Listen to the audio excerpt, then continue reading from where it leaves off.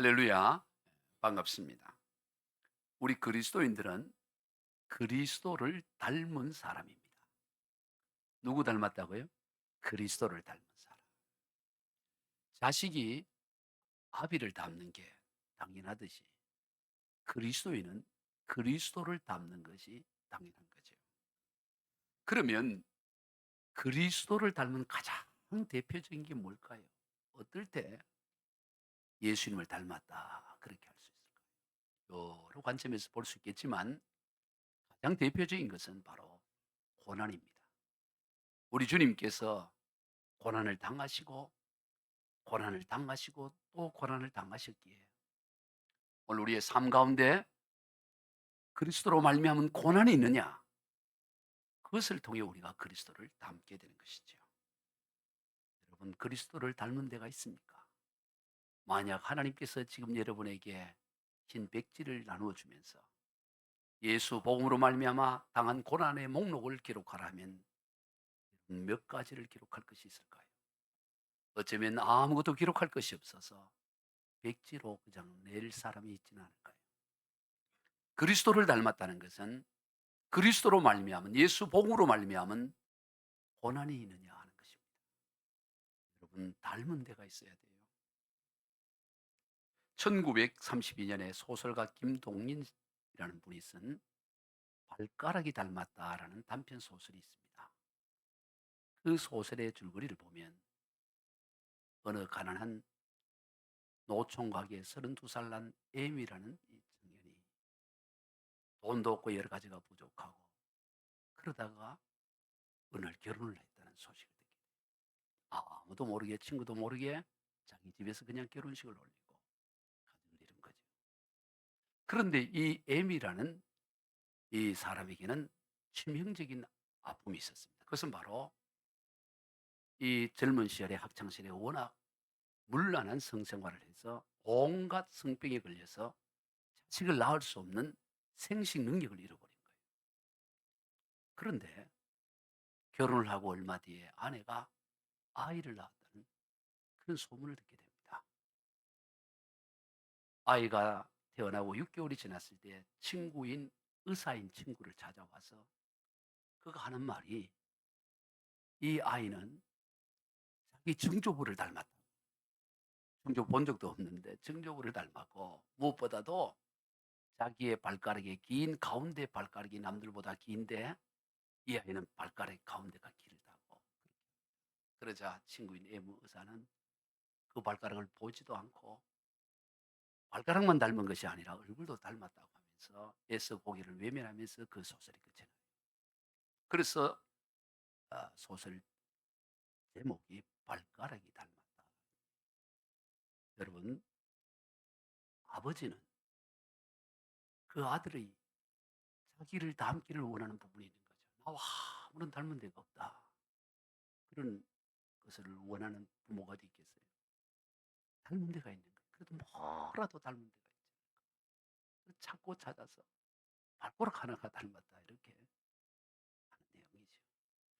여러분 오늘 우리가도 우리 예수님과 더불어 닮은 데가 있어야 돼요. 많은 부분이 닮은 데가 있기를 축복합니다. 오늘 본문 1절이에요. 그리스도께서 이미 육체의 고난을 받으셨으니 너희도 같은 마음으로 갑옷을 입어라. 고난은 우리 그리스도인들이 입어야 할 갑옷이다라고 말하는 거예요. 여러분 갑옷은 언제 입을 때죠? 외출할 때 입는 게 아니에요. 잠잘 때 입는 게 아닙니다. 갑옷은 전쟁터에 나갈 때 입는 것이죠.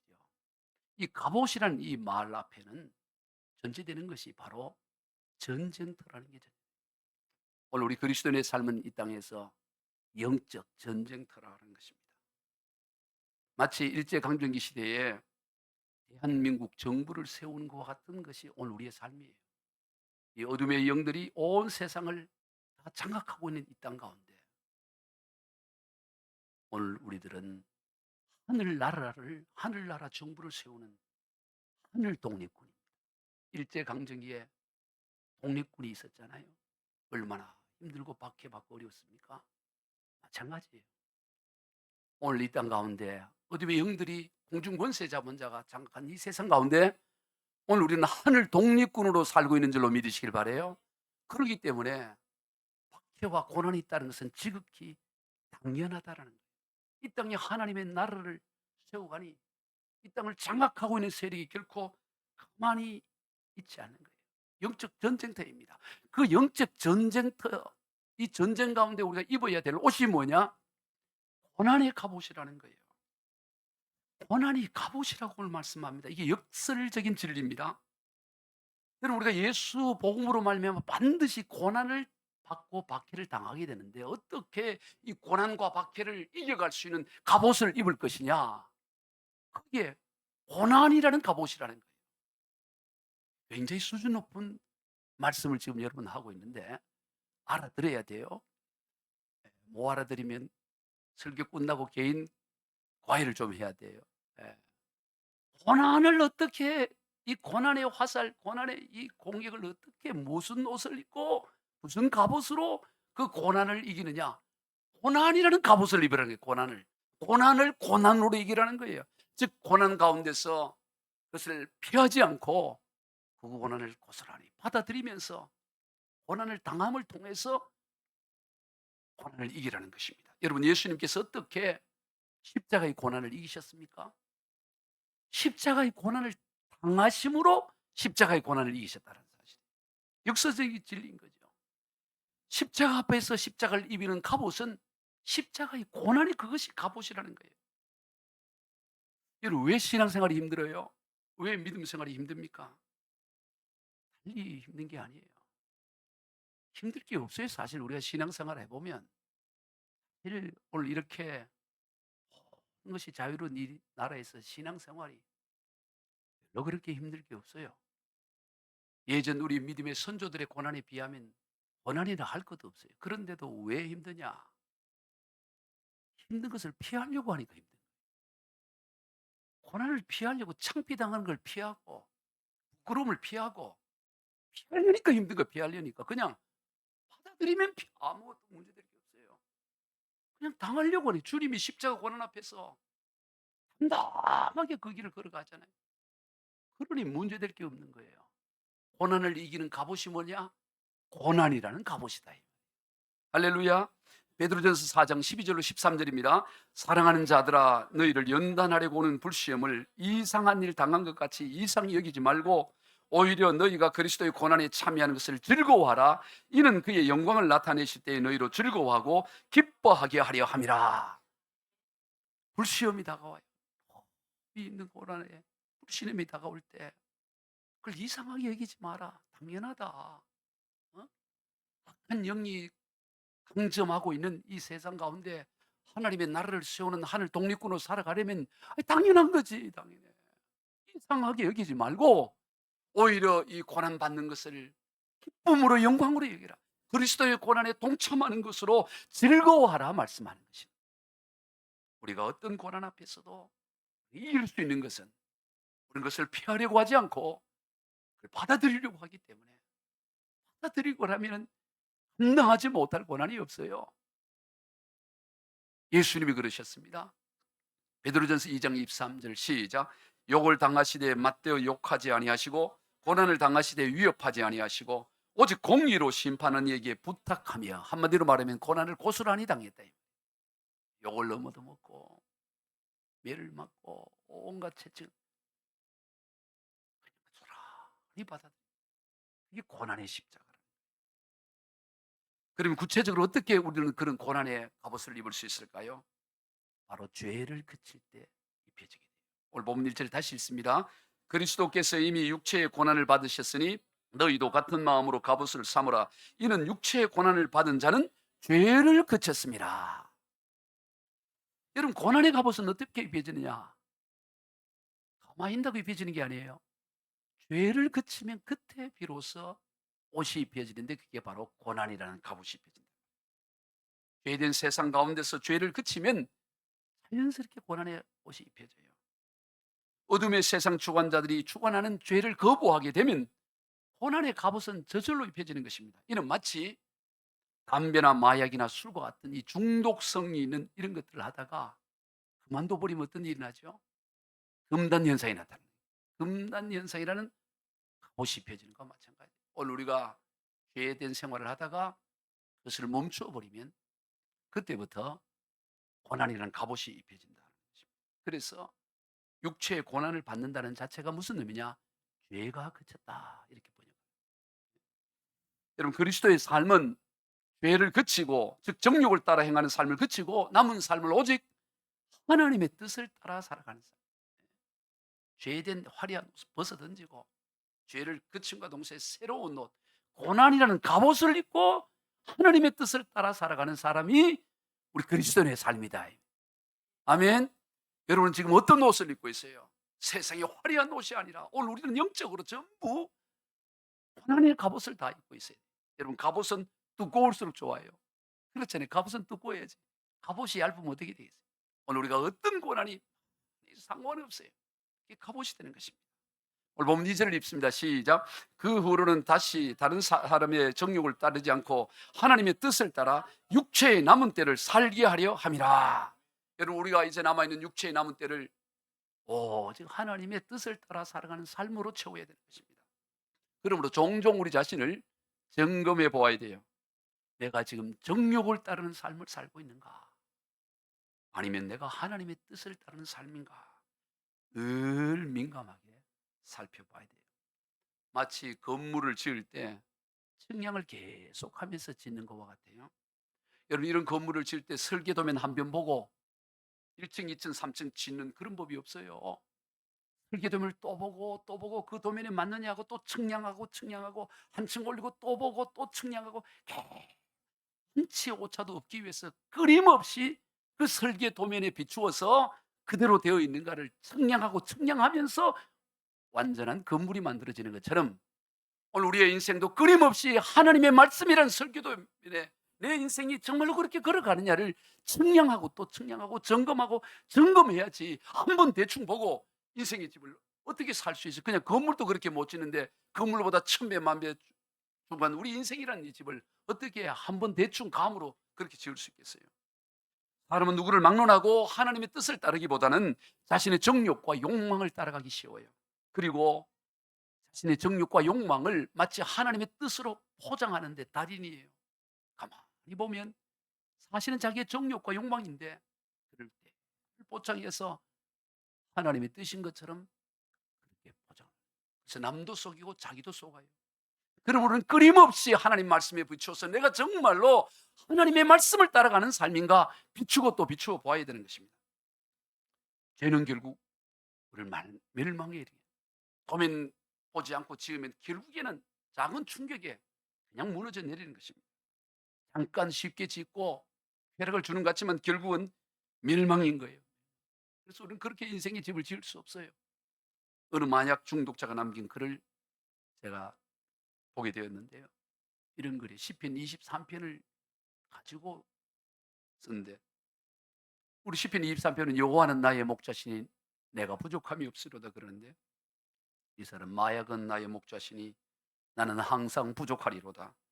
그가 나를 시궁창에 눕게 하시고 요동치는 물가로 인도하시는도다. 그가 나의 몸부림에도 불구하고 악으로 인도하시는도다. 아 나는 궁핍의 꼴짜기로 다니며 모든 악을 두려워하노니 마약 당신이 나와 함께 하십니다. 마약은 내 가족 앞에서 식탁을 뺏고 내 머리에 이성을 제거하시니 내 슬픔의 잔이 넘치나 마약 중독이 내 평생의 정령 나를 망하게 하리니 나는 저주받을 자의 집에 영원히 거하리로다. 그런 시. 뭐 진짜 마약범이 지었는지 그래 생각하고 누가 썼는지는 모르겠어요. 여러분 이게 어떻게 마약 먹으겠어요? 술도 그렇고요. 세상에 온갖 쾌락도 그렇고 죄도 그렇고 그게 우리의 인생의 목자가 되면 하나님이 나의 목자가 될 때 내게 부족함이 없다 고백하지만 그런 것들이 우리 인생의 목자가 되어지게 되면 나는 항상 부족하리로다. 그러더라고요. 하나님이 우리 인생의 목자 되시고 우리 인생을 이끌어가시면 내 잔이 넘치나이다 그렇게 말하지만 그러한 것들이 주인 되면 내 슬픔의 잔이 넘친다고 고백할 수밖에 없는 것입니다. 결국에는 시궁창에 눕게 되고요. 이 얼마나 멸망으로 가는 것입니다. 그러므로 우리는 죄를 멈추어야 돼요.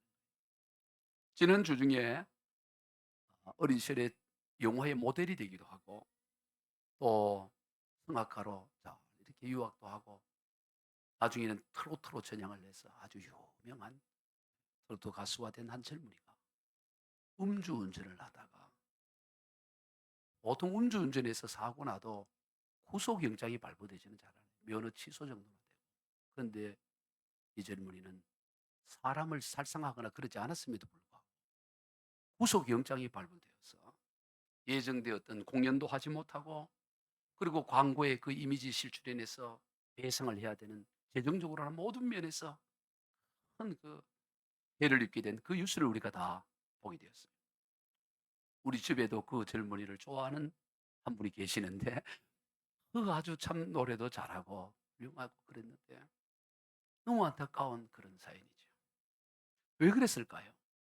여러분, 젊은이가 그날 하루만 술을 마시고 운전을 하다가 사고를 냈을까요? 그렇지 않죠.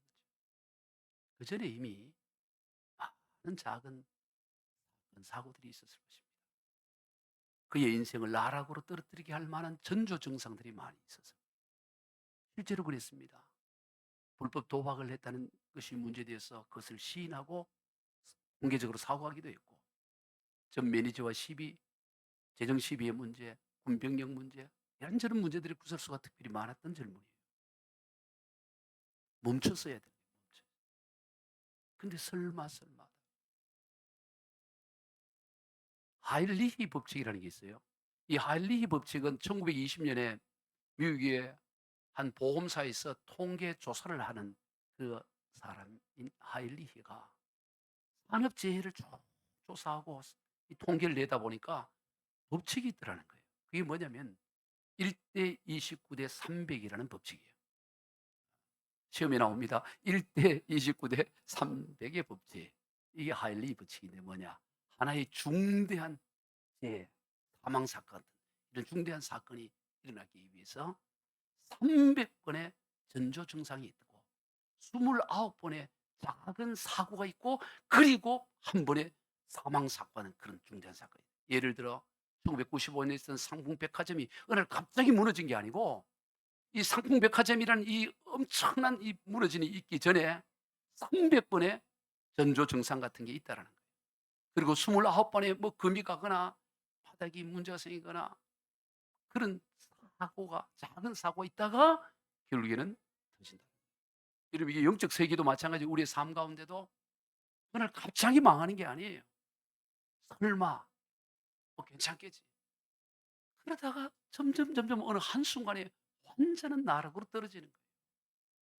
그러므로 오늘 우리는 깨어 있어야 되는 거예요. 중단해야 되는 거예요. 중단. 네.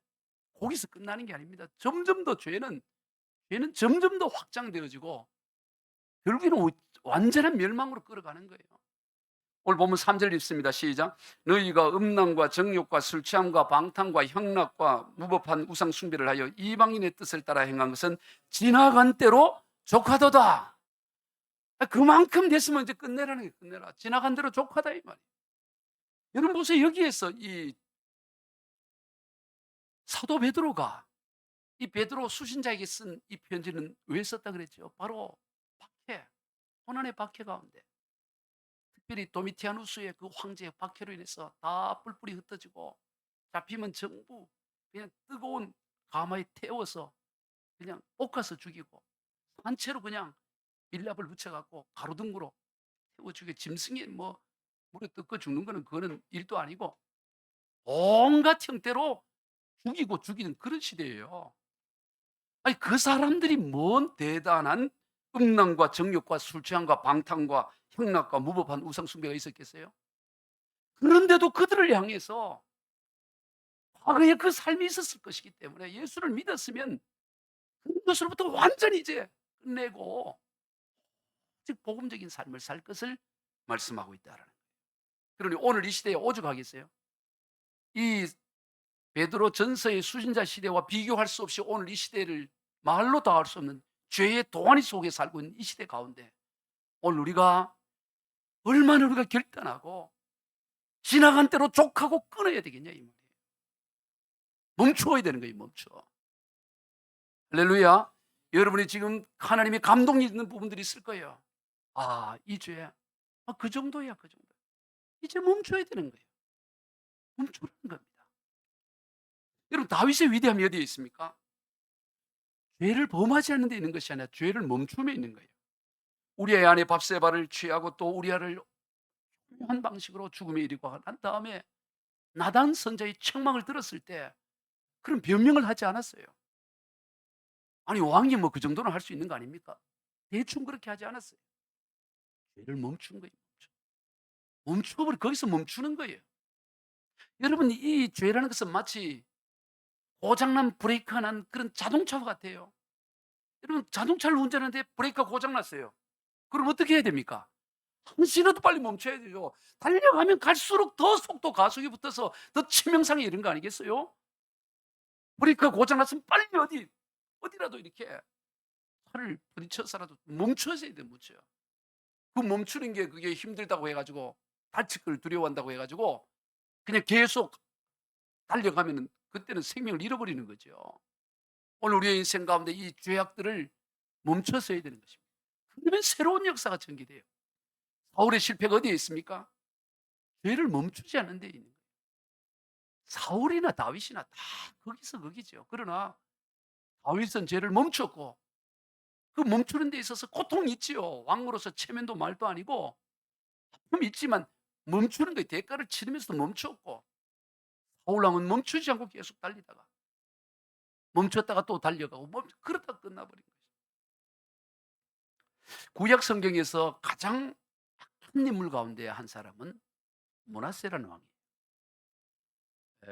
북이스라엘과 남유다 왕들을 다 통치해서 가장 악한 왕 그러면 우리는 흔히 아합 왕을 말하는데 아합 왕보다 한 수 더 뜨는 왕이 므낫세라는 왕. 아합 왕은 원래 북이스라엘 왕이니까 족보도 없는 인물이니까 뭐 부인 이세벨을 만나 가지고 그 우상 천지 만들었다. 뭐 그래도 이해가 좀 돼요. 근데 남유다는 그렇지 않아요. 전부 다윗의 혈통으로 이어진 왕. 그 왕 가운데 이 므낫세라는 왕은 남북조 왕조를 펼쳐서 가장 오랫동안 55년 동안 재위에 이른 가장 오랫동안 왕의 자리에 있으면서 가장 악한 짓을 다 했습니다. 자기 아버지 히스기야는 남북조 왕조를 다 합쳐서 가장 위대한 성군이에요. 아버지는 훌륭한 히스기야 왕이에요. 왕 중의 왕, 히스기야 왕인데 아들은 도대체 어디서 그 못된 것을 버려왔는지 아버지가 이루는 그 번영을 한순간에 다 엉망이 만들어요. 아버지는 산당을 다 폐쇄을 다시 회복하게 하고 그리고 온갖 죄를 다 범해서 나중에 이 남유다가 바벨론에 멸망하는 그 원인을 하나님은 뭐라고 말하냐? 므낫세 죄 때문에. 므낫세에 의해서 한참 그 후대의 왕이 이어져 가는데도 불구하고 나라가 왜 망하느냐? 므낫세 때문에 망했다. 이렇게 규정을 해요. 예레미야 15장 4절입니다. 시작. 유다 왕 히스기야의 아들 므낫세가 예루살렘에 행한 것으로 말미암아 내가 그들을 세계 여러 민족 가운데서 흩으리라. 예레미야가 이걸 기록할 때는 므낫세는 아주 오래전에 다 죽었어요. 그런데도 이 므낫세가 남긴 죄 때문에 하나님은 이 이스라엘을 바벨론에 멸망시키고 온 세계에 흩뜨겠다 말했습니다. 그런 아버지 히스기야 왕이 폐쇄시키는 산당을 다시 세웠고 나아가 바알과 아세라 단을 세웠으며 심지어 자기 자녀를 인신제사, 사람을 제물로 드리는 인신제사를 드리고 그리고 사슬과 신접한 무당 가까이 하고 나아가라 이 아세라 목상을 성전 안에다가 세우는 그런 못된 짓을 해요. 열왕기하 21장 5절로 7절 시작. 또 여호와의 성전 두 마당에 하늘의 일월 성신을 위하여 제단을 들을 쌓고 또 자기의 아들을 불러 갈 가운데로 지나가게 하며 정치며 사수를 행하며 신접한 자와 박수를 신임하여 여호와께서 보시기에 악을 많이 행하여 그 진노를 일으켰으며 또 자기가 만든 아세라상 목상을 성전에 세웠더라. 최악이죠. 정말 최악이야. 이 뭐 넘사벽이야. 악에 있어서는 넘사벽이에요. 도대체 이 유다의 나라의 왕이라고는 믿을 수가 없어요. 있을 수 없습니다. 하나님이 가장 싫어하는 것만 골라갖고 다 해. 이건 왕이라 그러기보다는 놈이라 그래야 돼. 이 므낫세 놈. 온갖 짓을 다 한다. 그러다 보니까 이스라엘 백성 55년간 통치하다 보니까 남유다 전체가 그 므낫세 따라가는 거야. 하나님 말씀 듣지 않고 다 따라가네. 열왕기하 21장 9절 시작. 이 백성이 듣지 아니하였고 므낫세의 꾀을 받고 악을 행한 것이 여호와께서 이스라엘 자손 앞에서 멸하신 여러 민족보다 더 심하였더라. 이 백성들이 악을 행하는데 과거에 그 가나안의 7 족속들 그들이 범한 것보다 더 심했다는 거예요. 그래서 결국 어떻게 될까요? 이 죄가 하늘에 사무치고 결국 이 므낫세 때 아수르의 침공을 받게 되고, 왕이었음에도 불구하고 포로로 쇠사슬에 끌려서 아수르의 바벨론으로 끌려갑니다. 그런데 말입니다, 반전이 일어나요. 이거 하려고 얘기하는 반전이 일어나요. 반전이. 이 므낫세가 바벨론에 끌려가서 그때 정신을 차리는 거예요. 그때 하나님 앞에 죄를 회개하면서 잘못했다고 하고 막 하나님 앞에 부르짖어. 겸손하게 부르짖어. 온갖 나라 엉망으로 다 만들어 놨는데 막상 쇠사슬에 끌려가서 포로로 가서 정신 차리고 그때 하나님 앞에 기도하고 살려달라고 하니까 하나님이 어떻게 하느냐? 늦었다, 그러지 않으셔요. 이제 늦었어 이러지 않고 하나님이 놀라운 방법으로 그를 다시 회복시켜서 그 포로에서 다시 이스라엘 남유다로 돌려보내서 왕노릇하게 해요. 자, 역대하 33장 11절로 13절 시작. 여호와께서 아수르 왕의 군대 지휘관들이 와서 치게 하심에 그들이 므낫세를 사로잡고 쇠사슬로 결박하여 바벨론으로 끌고 간지라. 그가 환난을 당하여 그의 하나님 여호와께 간구하고 그의 조상들의 하나님 앞에 크게 겸손하여 기도하였으므로 하나님이 그의 기도를 받으시며 그의 간구를 들으시사 그가 예루살렘에 돌아와서 다시 왕위에 앉게 하시며 므낫세가 그제서야 여호와께서 하나님이신 줄로 알았더라. 이 놀라워요. 그 후 돌아와서 어떻게 살았냐? 역대하에서 좀 쉽게 세번역으로 제가 가져왔어요.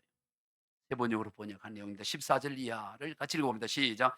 이런 일이 있은 뒤에 므낫세는 다윗성 밖 기온샘 서쪽 골짜기 지점에 물고기 문에 이르기까지 외곽성을 쌓아 5배를 감싸고 그 성벽 높이를 한껏 올려 쌓았다. 그는 또 유다의 요새화된 성읍에 군대 지휘관들을 배치하였다. 그는 또 성전 안에 있는 이방 신상들과 그가 가져다 놓은 목상들을 없애버리고 주님의 성전이 서 있는 산에다 만들어 놓은 이교의 제단과 예루살렘 곳곳에 만들어 놓은 이교의 제단을 모두 성 밖으로 가져다 버렸다. 그는 주님의 제단을 다시 고치고 화목제와 감사제를 그 제단 위에 드렸다. 그는 유다의 모든 백성에게 주 이스라엘의 하나님을 섬기라는 명령을 내렸다. 비록 백성이 여전히 여러 산당에서 제사를 드리기는 하였으나 그 제사는 오직 주 그들의 하나님께만 드리는 것이었다. 이 반전. 놀라, 이스라엘 역대 가장 악한 왕이에요. 아합보다 한수, 아합이 형님 할 정도로 그렇게 악을 했지만 죄를 멈춰버린 거예요. 아니, 멈출 수밖에 없는 상황이었어요. 포로로 잡혀갔으니까. 그리고 돌아와서도 죄를 멈추고 했더니 하나님께서 그를 놀랍게, 물론 그가 범한 죄로 그 영향력으로 이스라엘 백성들 가운데 그 영향력이 남아서 나라가 멸망하는 계기가 되긴 했지만, 정작 이 므낫세는 하나님으로부터 건짐을 받고 구원을 받고 결국에는 어떻게 되느냐?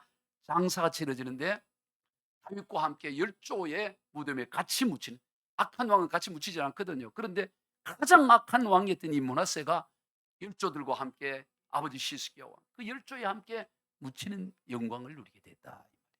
여러분, 죄를 멈춘 결과예요. 오늘 우리가 죄를 멈춰야 되는 것입니다. 어떤 엉망죄인이라도 죄를 멈추고 하나님께로 돌아서면 하나님 놀라운 구원과 건짐과 살리는 역사가 일어난다. 이게 복음인 것입니다. 4절입니다. 시작. 이러므로 너희가 그들과 함께 그런 극한 방탕에 다름질을 하지 아니하는 것을 그들이 이상히 여겨 비방하라. 그제는 극한 방탕, 극한 세상 끝 따라가다가 오늘 멈춰버리는 거예요. 부어라 마시라, 네, 그러다가 오늘 딱 멈추고, 나 이제 술 끊었다, 나 이제 담배 끊었어. 너 멈추면 세 사람들이 뭐라 그래요? 비방하겠죠. 너 정신 차려, 이럴 수 있어요. 누가 정신을 차려야 돼? 그렇게 믿어야 돼. 별나게 믿네, 이런 소리 듣게, 비방을 듣게 돼 있어요. 여러분, 예수님을 어떻게 믿어야 되느냐? 별나게 믿어야 돼요. 제가 예수님 어떻게 믿어야 되냐 이러면 여러분, 별나게 믿어야 합니다. 이렇게 답을 하세요. 답을 가르쳐 줬어요. 시작. 예수님을 어떻게 믿어야 합니까? 별나게 믿어야 돼. 참 별나게 믿는데 이런 소리 좀 한번 듣고 살아요. 또 이게 늘. 왜냐? 도를 섬기고 부처를 섬기고 우상을 섬기는 건 별나게 믿을 필요가 없어. 어차피 아무것도 아니니까.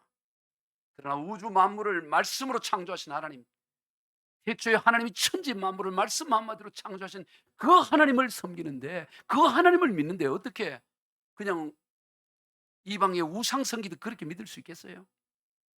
말씀 한마디로 천지 만물을 창조하신 하나님. 음? 제가 자주 이 우주의 그 어마어마함에 대해서 얘기하잖아요. 하나님이 이 지구도 얼마나 커요. 지구가 뭐 촌스럽다. 촌은 무슨 좀 이 지구 한 바퀴 돌려고 지구도 커요. 근데 태양은 이 지구보다 130만 배나 커요. 130만 10배만 커도 상상이 돼. 130만 배나 커요. 근데 스티븐 2-18별은 몇 배가 크다고 태양보다? 이 시험에 나옵니다. 지금까지 발견된 스티븐이라는 천문학자가 1990년에 미국에서 발견한 이 스티븐 2-18별은 태양보다 100억 배나 크다. 100억 배. 상상이 가요? 태양보다 100억 배야. 태양이 지구보다 130만 배. 상상을. 할렐루야. 아니 그 하나님을 우리가 믿는데, 그 하나님을 믿는데 우리가 어떻게 대충 믿을 수 있냐, 대충. 여러분 우리 몸 안에 세포가 60조에서 100조가 있다 그랬잖아요. 워낙 제가 많이 설교를 해서 대충 알아요. 근데 그 세포 안에는 세포 핵 안에 DNA가 유전정보 DNA가 하나당 약 2m, 늘리면 2m가 있어. 이거를 전부 한 사람 몸에 있는 이 DNA 길이를 다 연결하면 지구를 몇 번 감을 수 있다 그랬죠? 예. 60조 있더라도 몇 번 감을 수 있냐? 지구가 4만 킬로거든요. 그럼 60조 곱하기 2m를 하면 계산이 나오잖아요. 60조 곱하기 2m. 지구를 몇 바퀴 바꿀 수 있냐? 300만 번 감을 수 있어요. 300만 번. 예? 여러분 몸에 있는 DNA 그 선을 연결하면 나는 몸이 왜소한데 왜소한 그 사람을 60조야. 몸 뚱뚱한데 그걸 100조. 그러니까 이 왜소한 사람의 몸을 감으면 지구를 몇만 번? 300만 번. 몸 큰 사람은 몇만 번? 500만 번 감을 수 있어. 500만. 지금 500 한 번만 감아도 엄청나요. 지구 한 번만. 지구를 한 번 감는 게 쉬워요? 50번도 아니고 500만 번이라고. 500만 번. 그거를 창조하신 하나님이, 아니 그 하나님을 우리가 믿는데 어떻게 별나게 믿지 않을 수 있어요? 대충 어떻게 믿어요? 그냥 이 돌 섬기는 그런 거와 동일하게 어떻게 믿을 수 있어요? 말이 안 되는 거죠. 다시 묻습니다. 예수님 어떻게 믿어야 합니까? 별나게 믿어야 돼요. 아멘. 별나게 믿어야 돼요. 여러분 술자리에 요즘은 그렇게 하지만 예전에는 아주 그 강권했잖아요. 술 마시도록.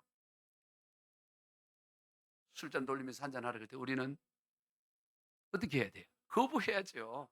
거부하면 꼭 그러집니다. 아야, 내가 아는 아무개 그 김장로도, 나하고 친한 김장로도 술 잘 마셔. 심지어 그 박 목사 그 사람도 내 술 마시는 거 봐. 뭐 너가 내다 마셔 마셔. 야 조금 마셔 마셔. 그럼 뭐라고 대답해야 돼요? 제가 답을 가르쳐 드릴게요. 예, 제가 섬기는 하나님은 김장로 하나님하고 다른 하나님을 나는 섬깁니다. 그 장로님하고 다른 하나님을 섬겨요. 그 장로님이 믿는 하나님은 술 한잔 해도 되는 하나님인지 모르지만 내가 섬기는 하나님은, 제가 섬기는 하나님은 술을 마시지 말라고 하신 하나님.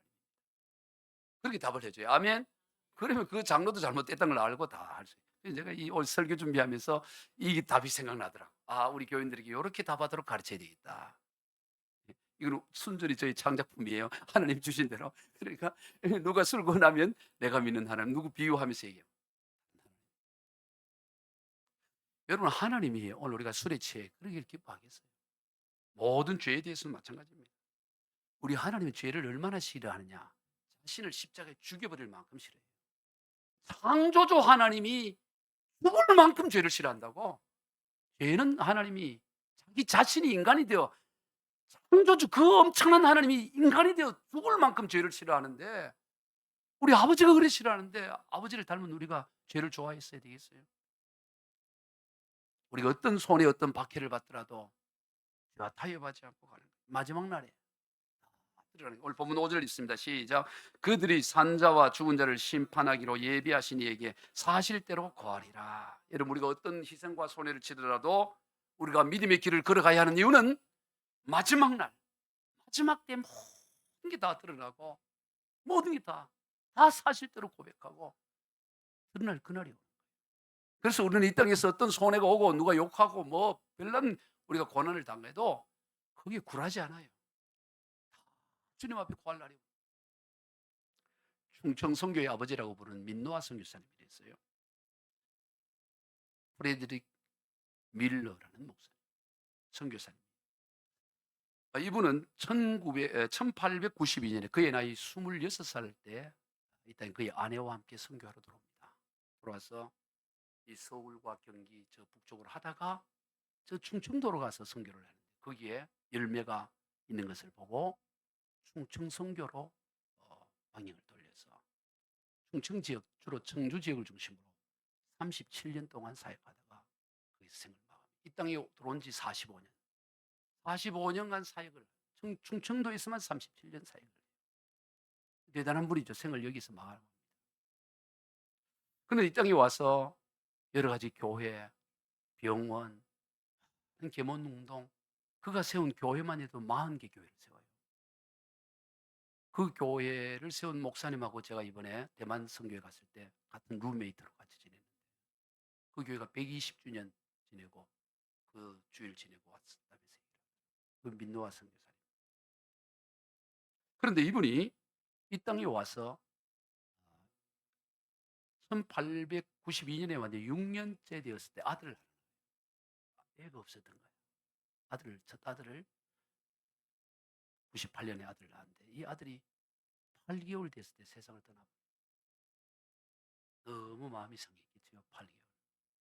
그리고 또 3년이 지나 또 아이가 임신하게 되고 4년이 되었던 1902년에 그 큰아들 죽고 한 4년 지나서 둘째 아들을 낳았는데 둘째 아들도 하루 만에 죽어버려요. 그가 미국에 있었다면 그렇지 않을게요. 북장로교 선교사인데. 그리고 1년 뒤에 자기 아내마저 38살 난 아내마저 복막염으로 세상을 떠납니다.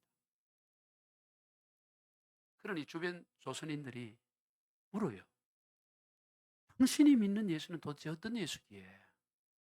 당신 이런 가운데도 당신 나라로 돌아가지 않고 여기 남아서 계속 이런 일을 하느냐 물어요. 그랬을 때 이 민로아 선교사 프레드릭 밀러 이 선교사는 그를 입으로 말로 하지 않고 시를 씁니다. 시를 써 이것을 찬송가를 만들어요. 그리고 노래로 답을 합니다. 이게 오늘 우리 새 찬송가 96장에 나오는 예수님은 누구신가?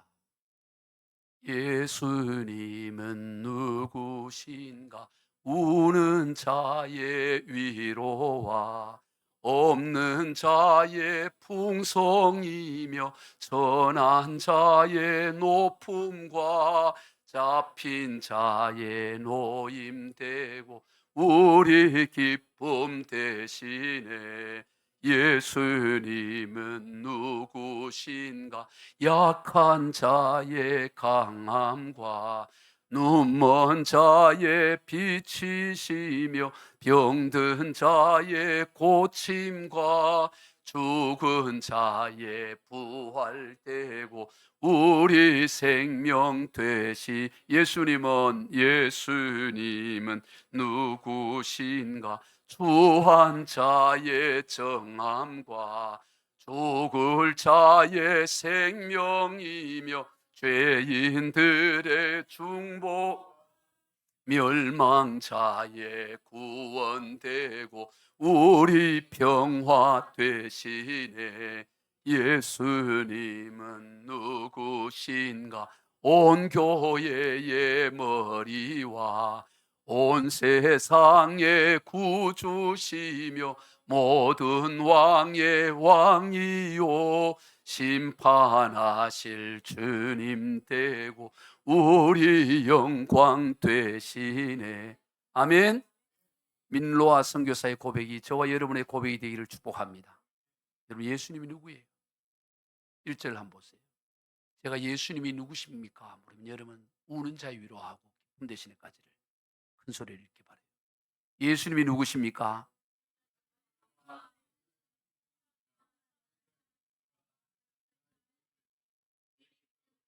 예수님이 누구십니까?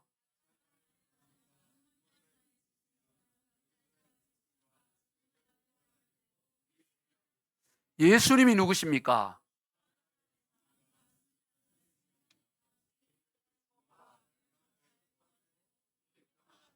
예수님이 누구십니까?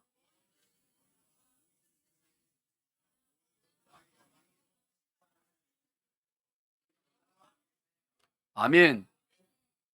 그러기에 포기할 수 없는 어떤 희생과 어떤 죽음과 어떤 고통이 있을지라도 돌아서지 않고 끝까지 사는 것. 이 민노와 성주사님이 지은 찬양은 예수님은 누구신가 외에도 마음 가난한 사람 427장, 그 다음에 451장 예수 영광 버리사, 588장 공중 나는 새를 보라, 204장 주의 말씀 듣고서 준행하는 자는, 이런 주옥 같은 찬양을 남겨놨습니다. 오늘 본문 6절을 읽습니다. 시작. 이를 위하여 죽은 자들에게도 복음이 전파되었으니 이는 육체로는 사람으로 심판을 받으나 영으로는 우리 하나님 살려 함이야 합니다. 이 6절은 조금 해석하기가 어려웠죠. 지난주에도 해석이 좀 어려울 수 있다라고 얘기했죠. 여러분, 성경은 문맥 전체를 보고 해석해요. 그 글자 한 구절만 보는 게 아니라 성경 전체가 흘러가는 그런 걸 봐야 돼요. 여기 보면 이를 위해 죽은 자들에게도 복음이 전파됐다. 이거를 천주교처럼 예수님이 그 죽은 자들에게 가서도 복음을 전하고, 그래서 그들을 지옥에서 천국으로, 그래서 거기서 연옥선양을 만들었다 그러잖아요. 성경의 전체 흐름은 결코 그렇지 않아요. 부자와 나사로 이야기를 비롯해서 죽음 이후에 바로 심판이 있는 거지. 죽고 난 뒤에 뭐 후손들이 뭘 헌금을 하고 그런다고 천국 가고 그런 게. 그럼 이 의미는 뭐냐? 죽은 자들에도 복음이 전파되었으니, 이거는 예수를 믿고 죽은 자들, 예수를 믿고 죽은 그들도 이 복음이 증거된 그들은 육체로는 사람으로 심판을 받아서 육체로는 죄의 결과로 죽죠. 그러나 영으로는 하나님을 따라 산다라는 것을 말씀합니다. 살아난다. 하나님 앞에 살아난다. 이걸 말씀하고 있는 거죠. 여러분, 마지막 날에 우리 모두는 살아날 줄로 믿으시길 바라는 것입니다. 모든 것이 다 드러나고 모든 우리가 살아나. 그러기에 우리가 그 드러날 때, 다시 살아날 때 우리는 무엇을 드러낼 거냐? 하나님 원하는 거예요. 여러분이 하늘 부자가 되기를 축복해요. 하늘 부자가 돼요. 땅에는 부자인데 뭐 좋은 차 타고 다니는데 보면 하늘 거지들이 너무 많아. 이 땅에서 주를 위해 수고한다고 하면서 다 이 땅에 다 까먹어버리고 하늘 날아가서는 받을 게 없는 그런 인생들이 수두룩해요. 오늘 우리는 하늘 날아가서 받을 게 많은 하늘 부자가 돼야 돼요. 하늘 부자는 간단합니다. 이 땅에 고난의 갑옷을 입은, 고난의 목록이 많은 게 하늘의 부자예요. 우리가 다시 살아날 때 하나님 앞에 내가 예수를 믿었기 때문에 이런 고난도 있었고요, 이것도 있었고요, 이것도 있었고요, 내놓을 게 있어요. 그러면 하나님 그 고난에 비해 천배 만배로 갚아주십니다. 오늘 그 고난을, 그게 하늘 부자의 씨앗인데 그거를 거부하고 그 억울해서 안타까워하고 정말 바보 같은 인생 살아요. 바보 같은 인생.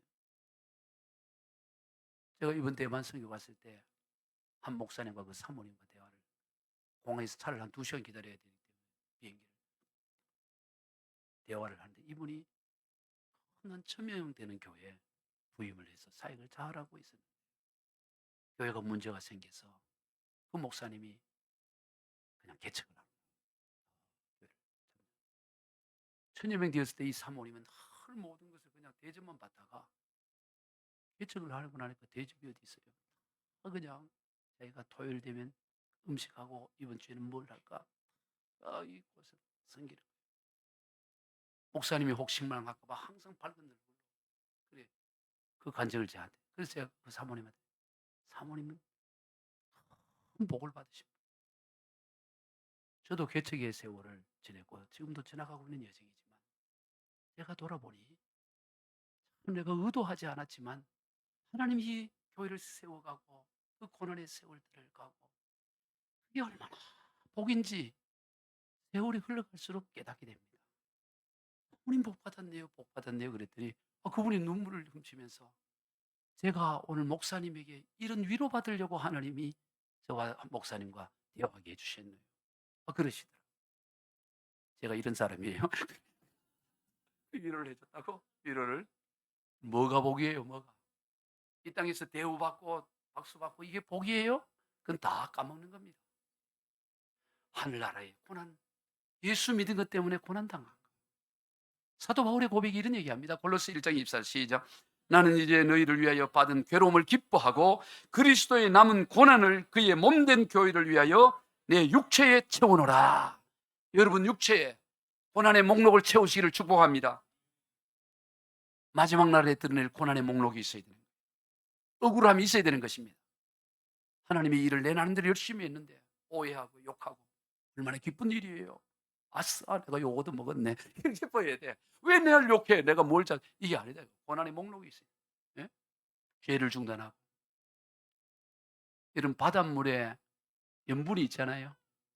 짭니다. 그런데 바다 물고기 회를 떠서 먹으면 짜요, 안 짜요? 아니, 바다가 그렇게 짠데 그 바다에 내 평생 태어나서 있는 그 회를 떠서 먹으면 짜지를 않아요. 왜 안 짤까요? 물고기가 살아서 그 염분이 침투하는 것을 막아버리기 때문에. 만약 물고기가 죽어 있어요. 죽어 있었는 걸 꺼내서 회 뜨면 어떻게 될까요? 짜다고요. 여러분, 오늘 우리가 이 세상의 죄악이 관영하지만 오늘 우리가 영적으로 살아있으면 이 세상의 어떤 죄도 우리를 안으로 들어올 수가 없는 것입니다. 거기에 녹아나진 않아요. 파단하는 것입니다. 말씀을 정리합니다. 그리스도를 닮은, 오늘은 그리스도를 닮은 데가 있어야 돼요. 아비를 자식이 닮듯이 그리스도는 그리스도를 닮아야 돼요. 그리스도를 뭐로 닮냐? 고난 받으신 그리스도에게. 우리도 고난의 목록으로 그리스도를 닮아야 되는 거예요. 한국을 대표하는 목사님 가운데 주기철 목사, 소양 주기철. 호가 소양이야. 소라는 건 작다는 거, 작은 양이라, 어린 양이라. 그분이 48에, 우리 나이로 48, 만으로 47에 1944년에 순교를 하셨다. 말 한마디만 하면 나와요. 아니, 말 한마디도 필요 없어. 신사 참배하러 워낙 고문을 하고 폭행을 해도 이 꺾이지 않으니까 일본 형사가 너 집에 데려갈 때 차를 타고 가다가 평양 신사 앞에서 창문을 살짝 낼 때 고기만 까딱해. 내릴 필요도 없어. 고기만 까딱하면 집으로 보내준다 그랬어요. 온갖 매질이 당하고 죽어. 너 그냥 고기만 까딱해. 고기만 한번 숙이면 풀어주겠다 그랬어요. 근데 주기철 목사는 그 고기를 숙이지 못. 그리고 48의 나이에 차가운 감옥바다에서 죽은 거예요. 그가 잠시 풀려났을 때 그가 평양 상정연교에서 5종목의 나의 기도라는 기도를, 설교를 하는데 그 설교에 이런 내용이 있어요. 주님을 위하여 오는 고난을 내가 이제 피하였다가 이 다음에 내 무슨 낯으로 주님을 대하오리까? 주님을 위하여 이제 당하는 감옥의 갇힘을 내가 피하였다가 이 다음 주님이 너는 내 이름과 평안과 즐거움을 다 받아 누리고 고난의 자는 어찌하고 왔느냐 물으시면 나는 무슨 말로 대답하랴? 주님을 위하여 오는 십자가를 내가 이제 피하였다가 이 다음에 주님이 너는 내가 준 유일한 유산인 고난의 십자가를 어찌하고 왔느냐고 물으시면 나는 무슨 말로 대답할까? 여러분, 고난의 잔을 피하고는 대답할 말이 없어요. 우리가 주님으로 말미암아 영광도 누립니다. 그러나 고난을 누려야 돼요. 우리 모두 그러한 믿음의 길, 주님을 닮은 고난의 갑옷을 입은, 그것도 두꺼운 갑옷으로 이렇게 고난을 이겨가는 저와 여러분이 되기를 주 예수 그리스도 이름으로 축복합니다. 기도하겠습니다. 하나님 아버지, 감사합니다. 오늘 또 저희를 불러주시고 또 고난의 갑옷이라는 말씀으로 우리에게 들려주셔서 감사합니다. 하나님, 우리가 무슨 옷을 입고 있는지 돌아보게 하옵소서. 세상에 화려한 옷을 입기 위해서 그걸 입지 못해서 절망하고 낙심하고 있지는 않습니까? 정말로 우리가 절망하고 낙심해야 될 것은 고난의 갑옷을 입지 못하고 있는 우리 자신에 대한 절망이 되어야 될 텐데, 우리는 세상 방식 그대로 마치 죽은 물고기처럼 짠 연물이 다 들어와서 짠 물고기가 된 것처럼 살아가고 있지 않는지 우리 자신을 돌아보게 하여 주시고, 하나님, 우리가 살아있어서 세상의 온갖 죄악된 것에 하나님 물들지 않게 하시고 하늘나라 백성다운 삶을 살아가게 하여 주옵소서. 한 사람 한 사람마다 두꺼운 고난의 갑옷을 입게 하여 주옵소서. 그래야 하나님으로부터 하나님의 마음을 시원케 하는 자들이 되게 하여 주옵소서. 축복하며 예수님의 이름으로 기도드리옵나이다. 아멘.